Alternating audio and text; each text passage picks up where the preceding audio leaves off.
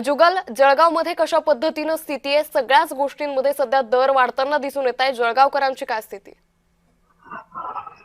नक्कीच अंकिता, जळगाव मध्ये या ठिकाणी आज सकाळीच पेट्रोल पंपावर वाहनाचं पेट्रोल भरण्यासाठी अचानक ग्राहकांना एक झटकाच बसलेला आहे. जवळपास 3 रुपयाने पेट्रोल व डिझेल मध्ये ही दरवाढ झालेली आहे. त्याचप्रमाणे दुधामध्ये देखील 2 रुपयाची दरवाढ झाली आहे. भाज्यांचे दर देखील या ठिकाणी मोठ्या प्रमाणात वाढलेले आहे. जर विचार केला तर पंतप्रधान नरेंद्र मोदी यांनी 15% या ठिकाणी केंद्र सरकारने आयात शुल्क लागू केल्यानंतर जळगावच्या सुवर्णनगरीमध्ये सोने चांदीच्या दरात या ठिकाणी मोठी वाढ होताना दिसून येत आहे. एकाच दिवसात सोन्याचे दर हे जवळपास 12 ते 13 हजार रुपयाने या ठिकाणी वाढलेले आहे. चांदीचे दर देखील 20 हजार रुपयाने वाढलेले आहे.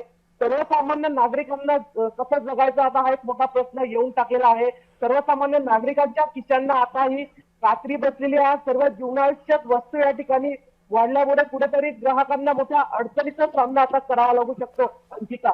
निश्चित.